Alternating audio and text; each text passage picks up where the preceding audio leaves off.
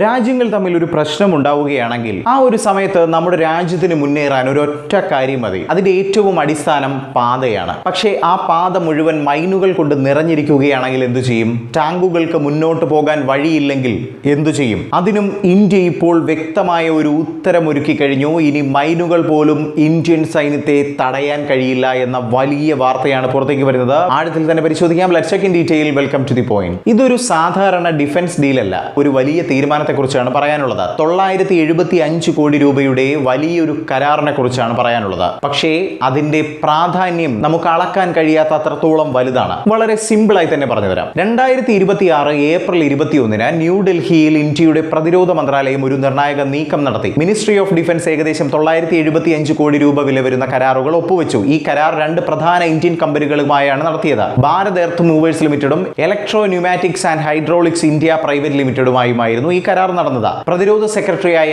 രാജേഷ് കുമാർ സിംഗിന്റെ സാന്നിധ്യത്തിലാണ് ഈ കരാർ നടന്നത്. എന്താണ് ഈ കരാറിലെ പ്രധാനപ്പെട്ട ഘടകം? Troll assembly system. അതെ, ഇത് വികസിപ്പിച്ചത് defence research and development organisation ആണ്. ഈ സംവിധാനം പ്രധാനമായും T-72 T-90 ടാങ്കുകൾക്കും ഉപയോഗിക്കുന്നതിനായാണ് രൂപകൽപ്പന ചെയ്തിരിക്കുന്നത്. ട്രോൾ എന്നത് എന്താണ് ചെയ്യുന്നതെന്ന് മനസ്സിലാക്കാൻ ഒരു മൈൻ ഫീൽഡ് ചിന്തിച്ചു നോക്കൂ. മണ്ണിനടിയിൽ മറഞ്ഞിരിക്കുന്ന ആന്റി ടാങ്ക് മൈനുകൾ നിറഞ്ഞ പ്രദേശം. ഒരു സാധാരണ ടാങ്ക് അതിലൂടെ പോയാൽ ഒരു നിമിഷം കൊണ്ട് എല്ലാം നശിക്കും. എന്നാൽ ട്രോൾ ഘടിപ്പിച്ച ടാങ്ക് മുന്നോട്ട് നീങ്ങുമ്പോൾ അത് മുന്നിലൂടെ മൈനുകൾ നശിപ്പിക്കുകയും സുരക്ഷിതമായ ഒരു പാത സൃഷ്ടിക്കുകയും ചെയ്യുന്നു. ഈ സുരക്ഷിത പാതയെ വെഹിക്കിൾ സേഫ് ലൈൻ എന്നാണ് വിളിക്കുന്നത്.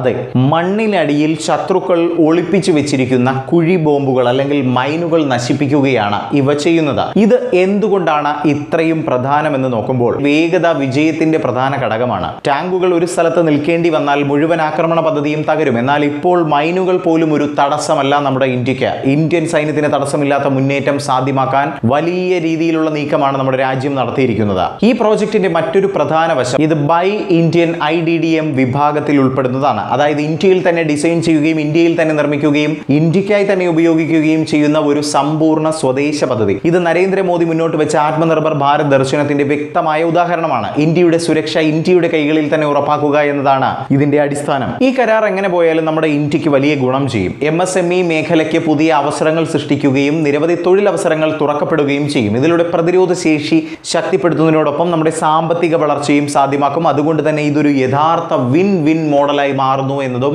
അഭിമാനത്തോടു കൂടി നമുക്ക് പറയാൻ സാധിക്കും.